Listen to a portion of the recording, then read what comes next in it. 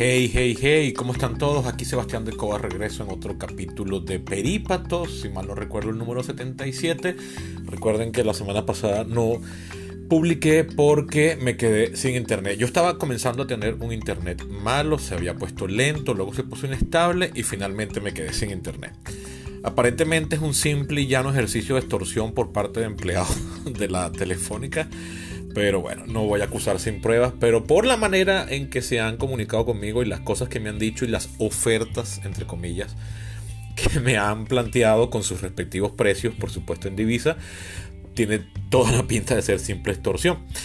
Pero bueno, estoy haciendo ya las diligencias para tratar de cambiarme a otra empresa. Liguemos que lo puedo hacer esta misma semana. Voy a tener que romper el cochinito, pero para eso trabajo, así que vayan. Pero la cosa es que no quería que pasara otra semana sin hacer capítulos.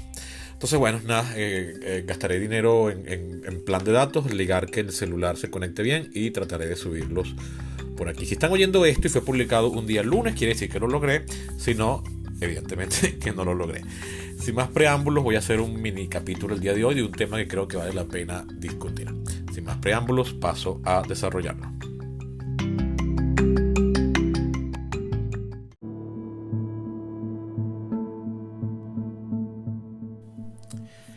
El tema del que quisiera hablar y que, bueno, admito que no es algo a lo que me siento tan apasionado de hablar como otros temas que he desarrollado en este mismo espacio a lo largo del último año y medio, pero que es un tema que definitivamente hay que tocarlo porque, bueno, se lo debo y es mi profesión, que son la situación política en el país, mi país, Venezuela, y en concreto las venideras elecciones regionales.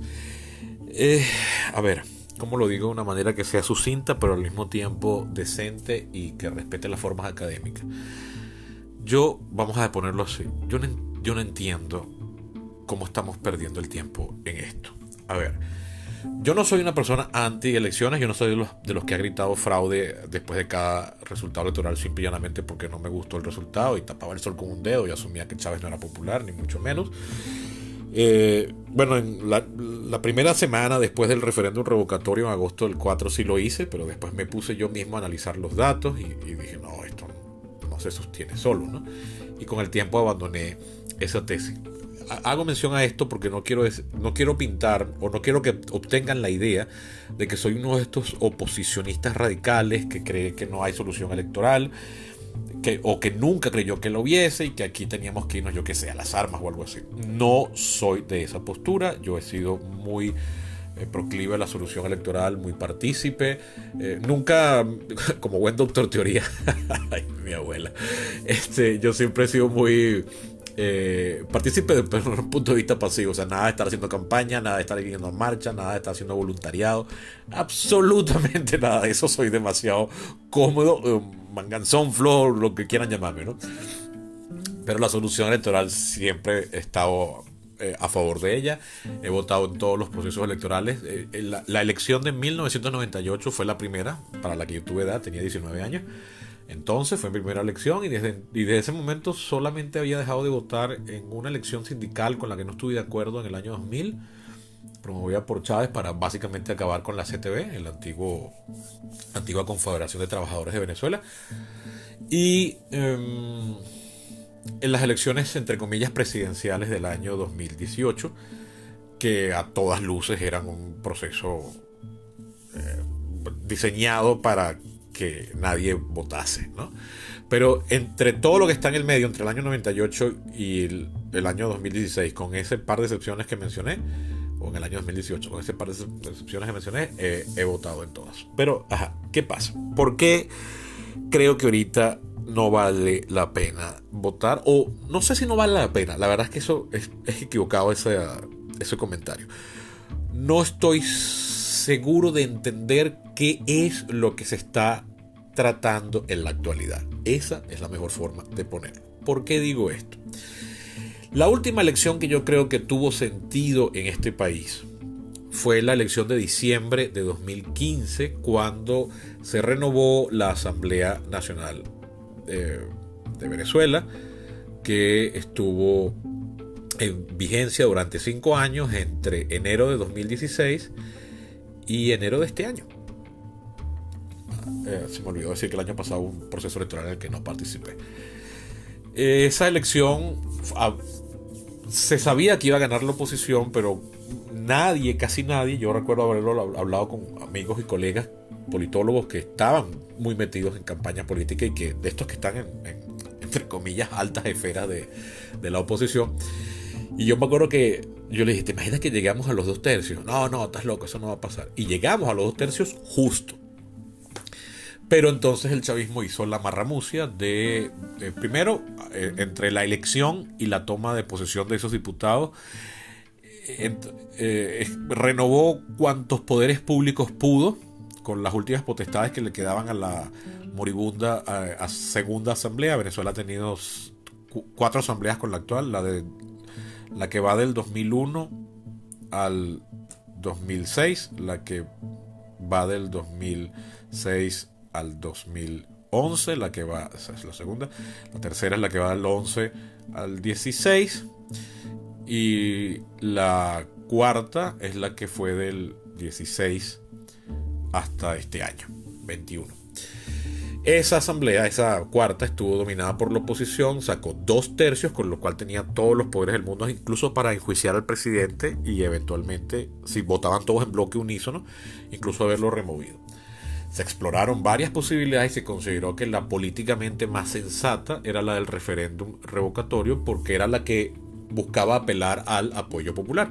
Si bien la más expedita y en tiempos normales la más sensata hubiese sido la menos costosa, incluso hubiese sido desde el punto de vista netamente económico, hubiese sido la del juicio político por parte de la asamblea en su calidad de poder legislativo, pero eso hubiese galvanizado mucho la confrontación política y hubiesen dado a entender que entonces esta oligarquía de diputados iba a acabar. Entonces, bueno, se apeló al referéndum revocatorio, que es una herramienta que la Constitución de 1999 tiene pautada y que ya se implementó en el año 4. Entonces, bien, vámonos por esa.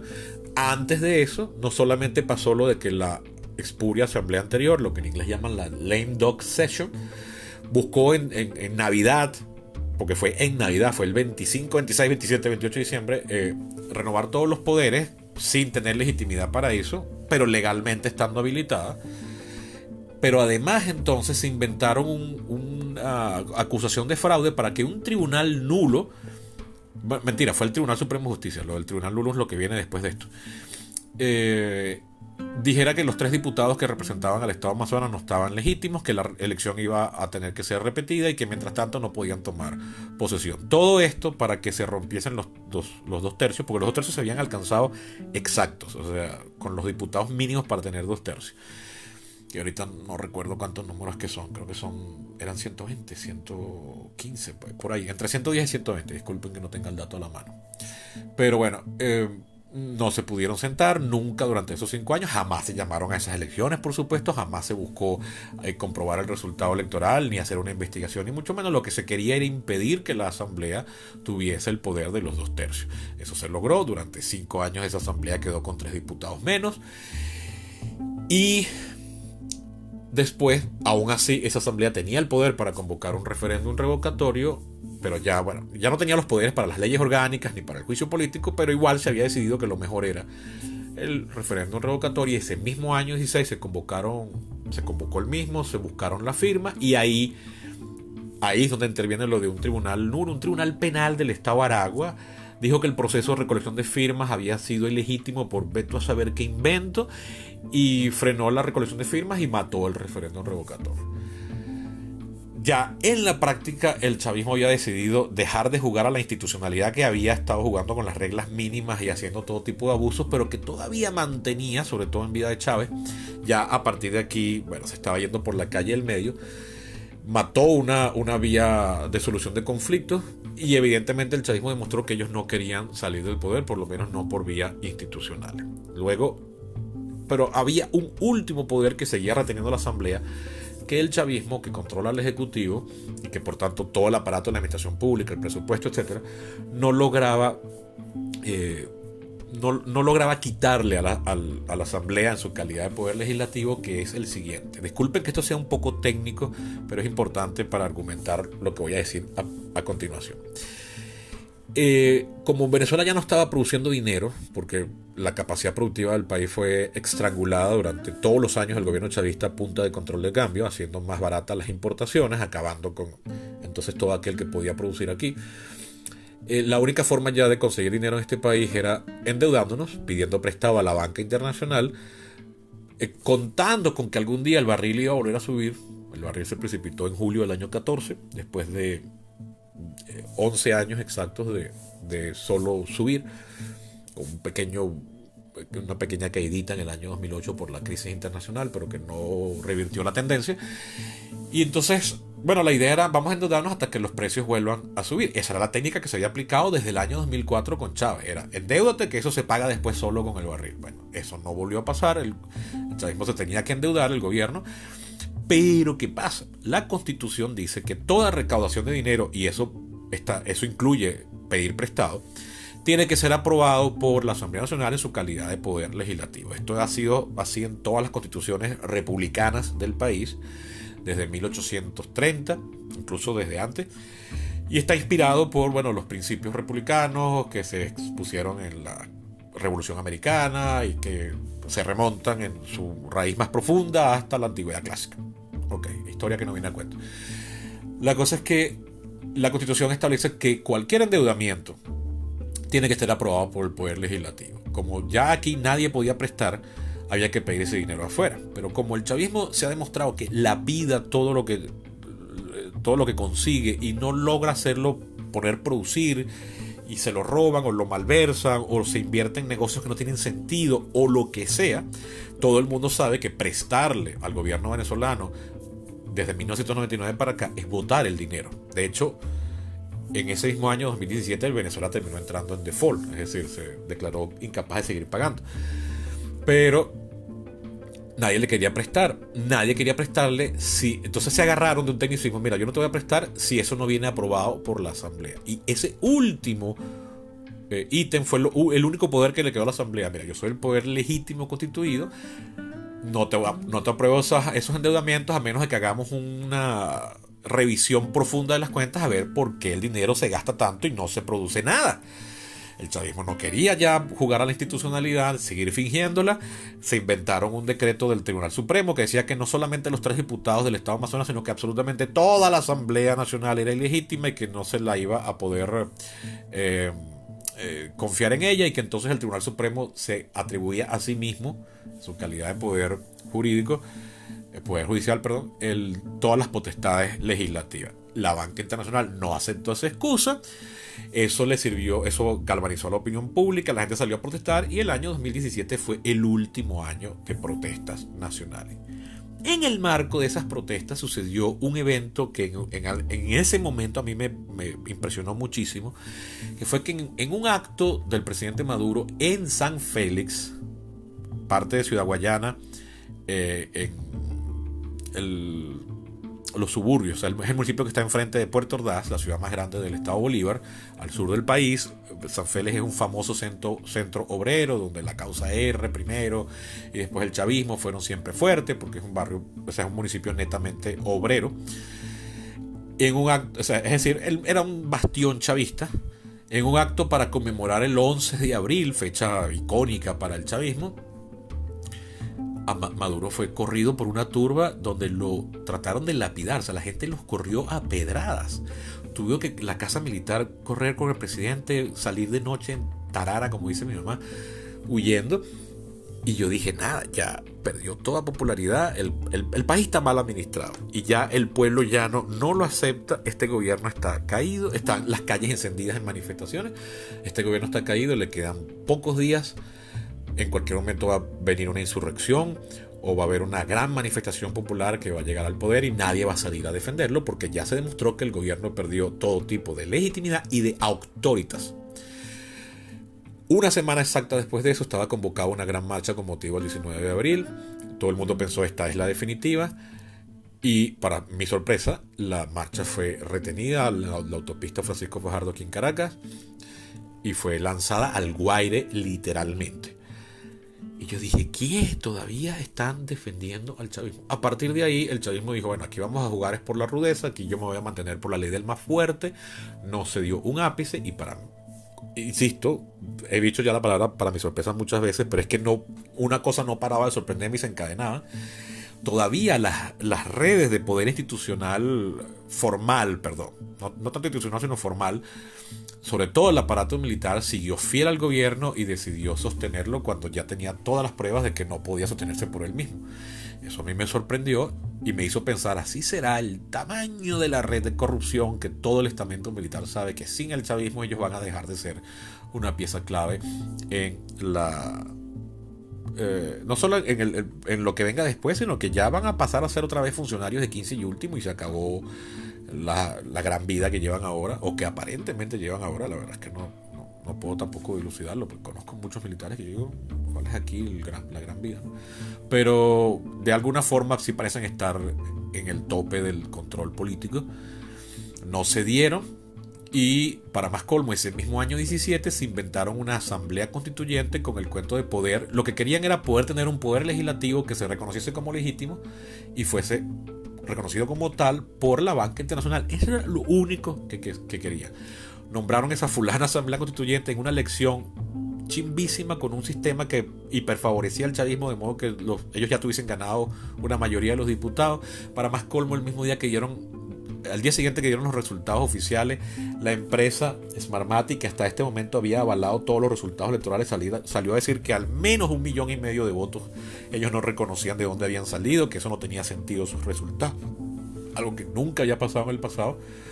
Valga la redundancia, estoy hablando terrible, eso es lo que pasa cuando no hago guión. Pero bueno, la cosa es que al chavismo no le importó. Esa asamblea constituyente, ya han pasado 4 años, nunca propuso nada. Por supuesto, como para lo que ellos querían que sirviera, que era para ser reconocido como el poder legítimo, el poder legislativo legítimo por la banca internacional. Eso no sucedió. Tampoco les importó seguir con la farsa. Y en el año 18 se inventaron unas elecciones presidenciales que fueron adelantadas para el mes de mayo. Es decir, que si el gobierno hubiese perdido, todavía hubiese seguido en el poder durante junio, julio, agosto, septiembre, octubre, noviembre, diciembre, hasta finalmente jurar el cargo el 10 de enero del 19. La oposición dijo que no estaban dadas las condiciones, con razón, valiéndose de lo que había sucedido en el año 17.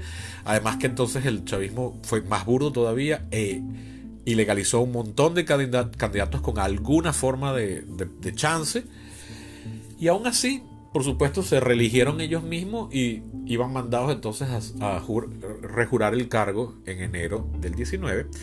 Y ahí sucedió este famoso evento que sacó a todo el mundo de sus seguridades, de sus zonas de confort y nos hizo a todos pensar que definitivamente habíamos entrado ya en otro tipo de juego muy diferente hasta lo que a este momento haya sido la confrontación política venezolana. Eso lo voy a desarrollar al regreso de esta pausa comercial.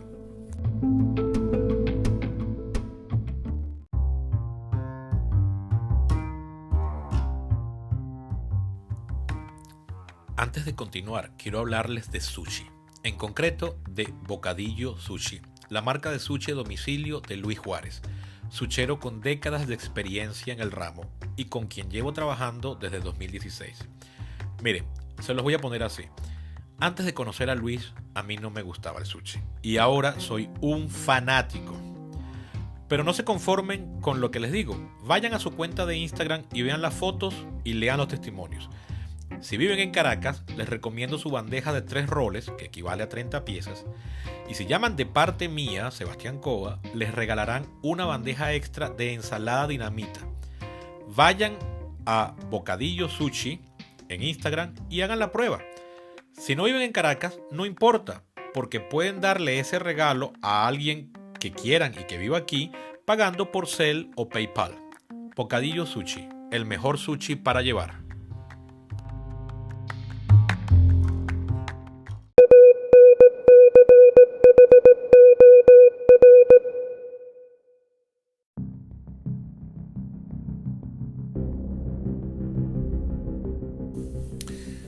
Bien, de regreso continúo. Me imagino que todo el que ha sabido muy bien lo que ha pasado en Venezuela. Disculpen que haya tenido que recontar, para los venezolanos esto es materia vista, pero No necesariamente todo el que me oye es de Venezuela o está bien al día. Y además lo necesitaba para poder argumentar lo que voy a decir a continuación. En enero del 19, la Asamblea Nacional Constituyente, a través de su nuevo presidente, que era Juan Guaidó, hasta ese momento un diputado completamente desconocido, que no había tenido mayor figuración y solo lo conocía la gente que está muy metida en política, la gente que se reúne, o sea, la que participa de cogollos. Nadie, si fuese operario de base, lo conocía. Y la Asamblea determina que la elección no fue en lo absoluto, la elección presidencial que había tenido lugar en mayo del año anterior no podía ser legítima y que por tanto, de acuerdo al articulado de la Constitución, el nuevo presidente que pretendía jurar el cargo el 10 de enero no era el presidente legítimo y lo desconocían, y siguiendo la letra constitucional, entonces el nuevo presidente tenía que ser el presidente de la Asamblea Nacional, es decir, Juan Guaidó. Eso inmediatamente fue apoyado por el gobierno de los Estados Unidos, en ese momento dirigido por Donald Trump, y a partir de ahí otros gobiernos de la tanto de la región como de Europa reconocieron a Juan Guaidó como el presidente legítimo. Esos fueron los gobiernos de Canadá, de Colombia, de Chile, de Argentina, de Perú, de Ecuador, países europeos, Francia, Gran Bretaña, Alemania, etc. No estoy, por si esto lo está oyendo el SEBIN, yo no estoy aquí asegurando cuál es de verdad el gobierno legítimo, no estoy tomando bando, estoy repitiendo la historia sobre cuáles fueron los argumentos esgrimidos por las partes en conflicto. Lo dejo muy en claro para que no se me acuse de crímenes de complotar contra el gobierno venezolano actual ni nada de eso. Pues bien, al intervenir Estados Unidos y a partir de ahí ponerse de ese mismo bando prácticamente toda la comunidad política internacional, al menos la de Occidente, con la excepción de Cuba, por supuesto, y de México, que tampoco fue que lo rechazó, sino que asumió una postura demasiado neutral, pero bueno, fue la manera política que halló el gobierno mexicano de no involucrarse en esto. Eso ahí ya definitivamente ponía el juego, o sea, esto dejaba de ser ajedrez para pasar a ser una caimanera en un callejón. O sea, aquí ya se habló de que, palabras de Trump, todas las opciones estaban en la mesa. Hubo todo un teatro por parte del gobierno americano de dar a entender o transmitir la imagen de que un escenario como el de Panamá en 1989 era posible y que parecía entonces inminente. El gobierno venezolano movió tropas a la frontera con Colombia y con Brasil, y yo en ese momento estaba en una especie de ejercicio migratorio, habían cedido mis defensas y por cuestiones sentimentales pretendí emigrar, estaba en Colombia, sé que todo lo vi desde afuera, pero aún así todo venezolano que tenga 2 dedos de frente recordará la sensación escatológica de que habíamos llegado finalmente a la batalla final. O sea, esto era la escena final el tercer acto del Retorno del Jedi o del Regreso del Rey o de Harry Potter y las Reliquias de la Muerte. O sea, había comenzado la hora de las definiciones, la batalla final, todos estaban dispuestos. El chavismo también lo asumió así, y basta revisar los discursos de enero, febrero y marzo de aquel año. Y el argumento que se esgrimió del bando que se oponía al gobierno era que, mira, ya aquí el gobierno entró en ilegitimidad, se trata de un gobierno usurpador que no tiene derecho a estar ahí y simplemente está secuestrando los espacios públicos, hay que sacarlo, y se llamó a la comunidad internacional para que apoyaran al nuevo gobierno para realizar tal cosa.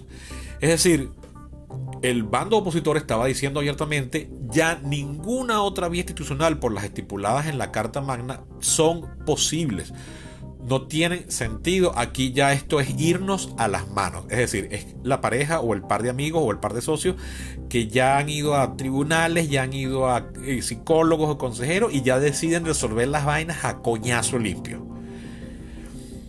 Eso se intentó, hubo una llamada a la insurrección militar en abril de aquel mismo año 19, casualmente 2 días después de que yo volví a Colombia. Me acuerdo de un amigo que me decía: parece que para que en Venezuela pasen cosas tú te tienes que montar en un avión, eso es lo que activa las cosas. Y esa llamada a la insurrección no fue seguida por prácticamente nadie. ya había habido otros llamados a la insurrección en Venezuela, así que eso no debió haber sorprendido a todo el que sepa leer las señales. Estuvo el episodio de... se me fue el nombre. Agente del 6CPC que agarró un helicóptero y trató de bombardear el tribunal, la sede del Tribunal Supremo de Justicia, y llamó a la insurrección. Nadie lo siguió. Mucha gente en oposición creyó que lo llamó un trapo rojo, creyó que aquello era un teatro, no lo apoyó y finalmente fue emboscado por las fuerzas leales al gobierno de Maduro cerca del Junquito y fueron asesinados, pues cayeron en combate.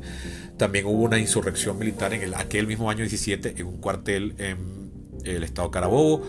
Aquello fue dominado ya para el media mañana, habían logrado controlarlo. Es decir, que estaban las señas. Para mí la más importante es que después de lo que le pasó en San Félix el 11 de abril, aún así el gobierno los militares siguieron defendiendo al gobierno. Y o sea, las señas estaban ahí de que era mentira, de que una insurrección, incluso cuando parecía que una invasión por la frontera era inminente, fueron muy pocos los militares que desertaron y saltaron al otro lado de los ríos fronterizos. Y más bien las Fuerzas Armadas se mantuvieron ahí firmes esperando, resistir o yo qué sé, contra las supuestas fuerzas de una coalición internacional.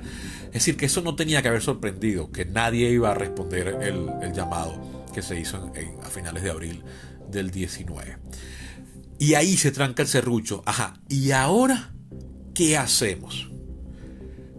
Para, una vez más, y disculpen lo monótono de este podcast, para mi sorpresa, ahora, vamos a ir a las elecciones para, renovar los poderes municipales y regionales. Ya va, pana.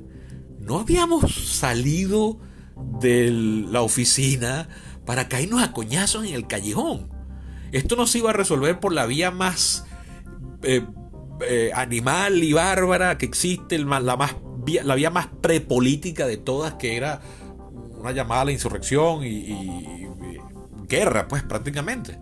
¿Cómo es esto de que sin fórmula de transición, sin explicar cómo es que nos tenemos que ver ahora obligados a ir a una elección, simplemente vamos a la elección y voten por mí, ¿sabes? La unidad, oye muchachos, mire, no, ojo, ya va, yo sí quisiera que esa fuera la solución, pero ¿cómo es que pasamos a esto? Y lo último que vimos que ocurrió fue una llamada a la insurrección militar en la autopista frente a la base aérea de La Carlota.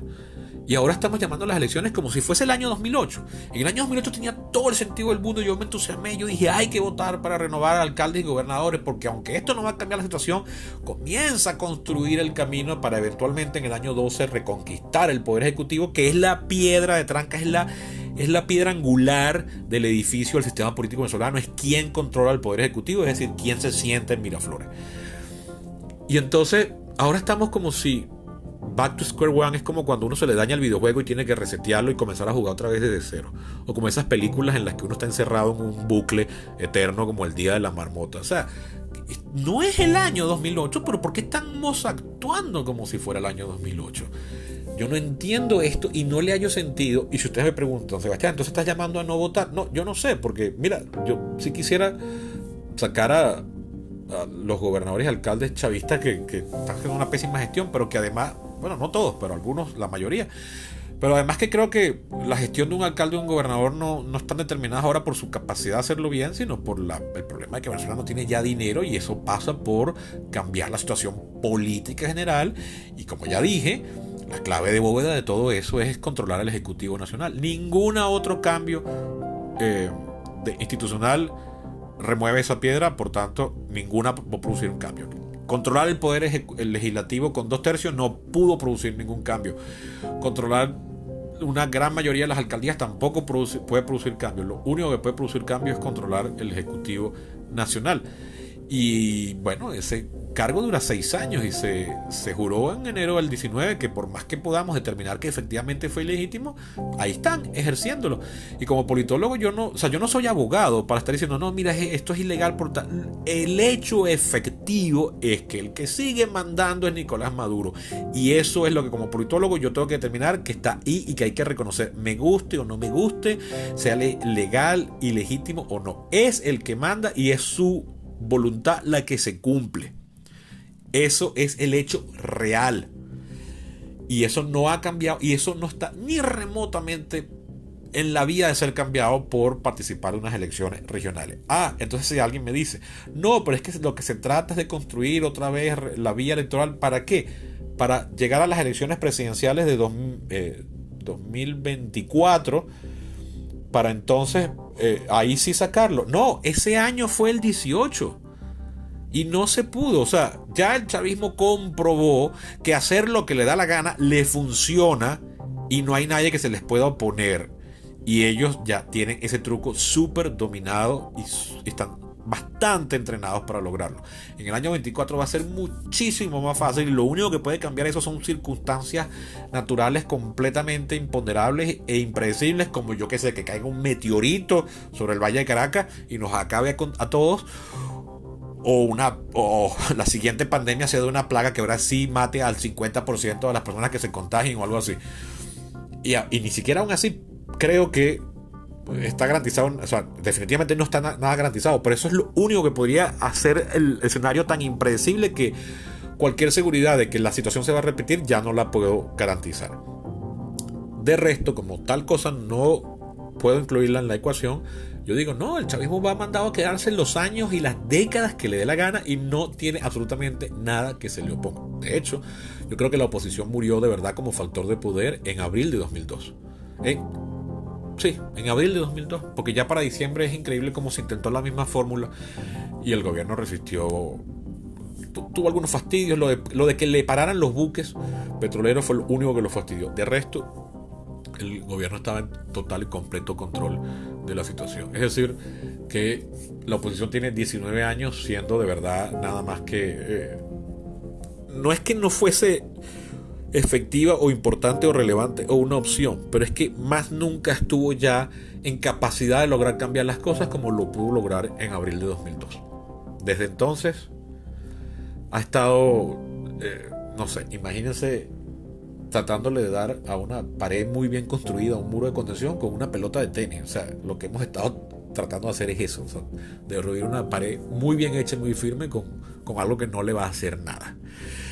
Entonces yo definitivamente no entiendo qué es lo que se está pretendiendo ahora. Es porque la comunidad internacional nos pidió que entonces, bueno, tratan de reconstruir la vía electoral. Ellos saben muy bien lo que pasa aquí, así que ese argumento no creo que sea el necesario. Y además, y lo cierto es que la comunidad internacional no está dispuesta a hacer el trabajo sucio, entre comillas, lo de sucio.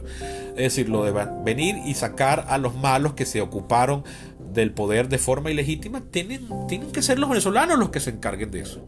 Y como dije en un capítulo anterior, soy de la idea de que, siguiendo las tesis de Hirschman sobre salida, voz y lealtad, para cualquier venezolano que la situación actual del país lo ponga muy mal, la opción de irse es muchísimo más barata que quedarse aquí a cambiar las cosas. A diferencia de lo que fue para los venezolanos durante el siglo XIX y buena parte del XX, ahora ya la opción irse es mucho mejor. Entonces, ¿para qué amargarnos por esto cuando puedes tener una vida mejor, entre comillas, más allende la frontera, apenas llegando? O ese es el mito, ¿no?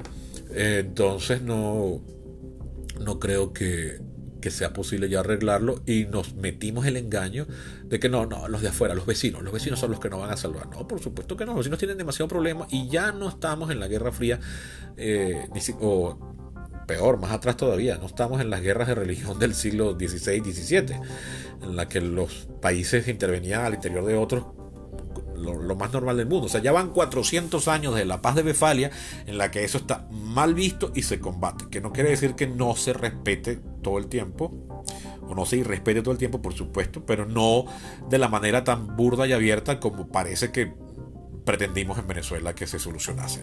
Mira, vengan, háganos ustedes el favor, porque esos malos, dale, mamá, quítale la pelota, esa pelota es mía, yo sé que es mía, dámela, que me la devuelvan. No, eso no iba a pasar. Y entonces ahora, bueno, nada, el país ha comenzado a tener una muy leve recuperación económica, que si bien es falso que Venezuela está completamente ya mejorada, sí, como les he dicho en otros capítulos, cuando lo comparamos con la situación entre los años 15 y 18, el país está definitivamente menos mal que entonces, o sea, menos destruido que entonces. Ahora los anaqueles están llenos, se consiguen repuestos, bueno, todavía un tratamiento médico se necesita, juro, ayuda del exterior para poder pagarlo, pero se pueden pagar. Los hospitales, o por lo menos las clínicas privadas, están en más o menos buen estado. Están llegando películas internacionales otra vez. Volvió Fox a Venezuela ahora de la mano de Disney. Es decir, si me agarro yo de elementos representativos, yo subí de peso como 15 kilos. Desde los... No, mentira. Entre el año 15 y 16 yo perdí 15 kilos y recuperé ya 10. O más. Entonces, bueno, no solo por la edad, pues, o sea, porque estoy comiendo mejor. Ya yo me como mis 3 comidas. Entonces, bueno, o sea, si uno estaba apostando a que la desmejora de las condiciones de vida iba a lanzar a la gente a la calle, que por cierto es una fantasía que tiene siglos y que tampoco está probada empíricamente en la realidad, muy sutiles, muy pocas veces eso ha ocurrido, y por una combinación de factores donde no solamente es eso lo que interviene, y se hace una lectura equivocada y se dice, no, cuando la gente esté pasando hambre se van a lanzar toda la calle. Esa es la misma fantasía marxista, que si se siguen empeorando las condiciones materiales de vida, pues ya la gente se dará cuenta que no puede estar peor y se lanzarán, no tendrán nada que perder y solo más que las cadenas, y la revolución será mundial. Esa profecía marxista jamás sucedió y tampoco va a suceder desde este lado. Entonces, bueno, ¿qué pasará en el futuro? Pues no sé. ¿Tiene sentido la solución electoral como solución aquí? ¿A que va a cambiar la situación política y va a sacar el chavismo del poder? No, definitivamente no. No. ¿Tiene sentido entonces votar? Mira, lo dejo al gusto de cada quien. Yo no sé qué voy a hacer en exactamente 20 días para el momento que estoy grabando esto, pero no le veo mayor uso. Porque digamos que todos mis candidatos, alcalde y gobernador, ganan. El chavismo se inventa cualquier otra cosa para anularlo. No les da recursos, porque esa es otra estupidez del diseño institucional venezolano, que las alcaldías y gobernaciones no son autosustentables, necesitan, a juro, que les pase dinero de afuera. Eso es como que uno fuese un adulto y todavía el dinero se lo pasan al papá de uno, como a Britney Spears le estaba pasando. Entonces, y aunque eso estuviese así diseñado en el sistema venezolano, igual el chavismo lo impediría y de forma impune. O sea, a nadie le importaría, todos nos quejaríamos, pero igual se la saldrían con la suya. Pueden inventar cualquier cosa, poner un disque protector del estado Miranda o del municipio de Baruta o de lo que fuese. Entonces, mira, no sé. Uno puede votar más bien por ejercicio, porque le gusta, porque quiere mantener viva la esperanza, porque quiere dar el ejemplo, porque quiere irse a comer helados con un amigo después de votar. Pero como cambio a la situación actual, definitivamente no va a ser. Y entonces no entiendo por qué se está vendiendo como si fuese la gran solución. Y además están haciendo unas propuestas electorales. Hay un candidato alcalde que está prometiendo poner casas de cambio para que todos tengamos efectivo en dólares y no nos jodan como nos están jodiendo ahorita, que uno paga con un billete de 20 una cuenta que fueron $9 y te dicen que no hay cambio. Entonces uno tiene que meter más en el carrito para poder llegar a los 20 y hasta hacerlos todos. Entonces, ahora un alcalde está diciendo que él va a poner casas de cambio. Eso no está en las potestades del alcalde. Y si las pusiera, vamos a ver de dónde va a sacar el efectivo para llenarla. Y si lo tuviese, cualquier invento legal del chavismo, o ni siquiera invento, cualquier argumento lo impediría, si cree que hay beneficio en rayar a ese alcalde que quiso llegar con esa solución y creen que va a ganar favores y va a elevar sus autoritas mediante ese tipo de prácticas tan extrañas. Así que, bueno, mira, tengo que decirlo, yo por primera vez me uno al coro de pesimistas o de... esa palabra no me gusta, pero creo que a falta de una mejor tengo que usarla. Creo que por fin ya definitivamente estoy en el coro de pesimistas que no le ve solución a esto y que, bueno, nada, yo sigo con mi vida tratando de hacer buena ciudadanía, no me como las luces ni las flechas. No me meto con nadie, participo de las reuniones de vecinos cuando se me convoca y trato de que nadie me haga el mal, pero estoy a merced del arbitrio de otros que no tienen escrúpulos, y eso es una cagada, y no creo que nada que podamos hacer y promover y vaya a cambiar esa situación. Wow. Bueno, hasta aquí nos trajo el río, por supuesto. Como no queda remedio, me extendí muchísimo y ya este capítulo es tan largo como cualquier otro de este podcast, pero me saqué eso de adentro.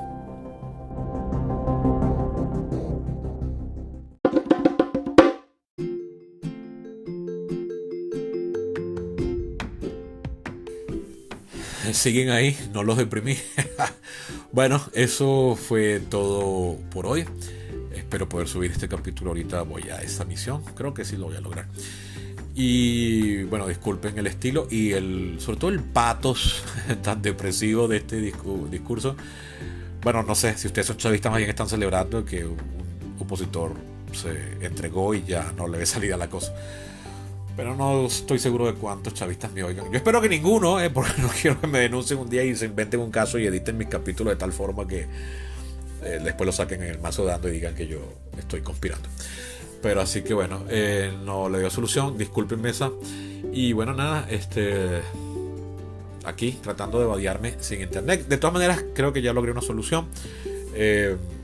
Bueno, el agente de ventas viene en 2 días, contados a partir de hoy que estoy grabando esto.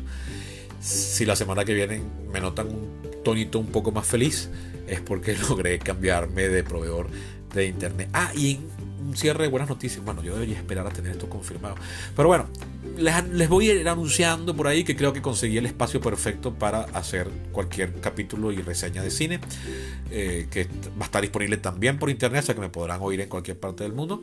Esta todavía es un proyecto piloto, pero ya las personas necesarias para que eso se dé ya están informadas y ya me dijeron procede. Es decir que puede que próximamente tenga buenas noticias en ese campo y tendrán no solamente un solo espacio, sino 2 para escucharme. Pero lo dejaré para cuando tenga la seguridad de que va a ser así. Mientras tanto, pues cuídense, pórtense bien, vacúnense por favor, que estamos en el siglo XXI. Imagínense la generación de nuestros abuelos. Nadie hubiese pensado en no vacunarse. Esa era la solución para todos los problemas de la humanidad. Y ahora estamos con esta actitud tan estúpida. Bueno, yo estoy vacunado, mi mamá también, pero me parece horrible que en el mundo se siga muriendo gente cuando con una vacuna estaríamos solucionando este problema tan terrible. Mientras tanto, pues nos estamos oyendo. Recuerden que pueden ser patrocinantes de este podcast a través de mi Patreon. Se escribe patreon.com/peripatos. Y no quiero sonar lastimero, mucho cuidado con aquellos que me oyen y se empeñan en decir que cualquier cosa que yo diga es apelación a la lástima. Gente enferma, no es así. Pero quiero decir algo abiertamente. La solución del problema de internet pasa por la madura actitud de que yo no puedo seguir pretendiendo quedarme con CanTV simplemente porque es la opción más barata. Me pasó igual con la gasolina. Ya yo he hecho gasolina a precio internacional, es decir que ya para mí ahora echar gasolina es un coñacito y yo soy muy ahora cauto en qué gasto el combustible, a diferencia de cómo fue toda mi vida. ¿A qué voy con esto? Que ahorita me hacen mucho más fácil el trabajo si aportan a este podcast, porque ahora hay que pagar internet a precios del mundo civilizado o cercanos. Es decir, hace falta plata y ustedes van a contribuir a ello si se hacen mecenas del podcast yendo a la plataforma que ya les recomendé, patreon.com. El link está aquí en la caja de diálogos de este capítulo. Me pueden contactar por mis redes sociales @eco23 en Twitter y Facebook. Instagram no, porque esa red no me gusta, pero también tengo cuenta. Y bueno, nada, háganselo llegar a quienes crean que les puede gustar, interesar o entretener. Hasta la próxima.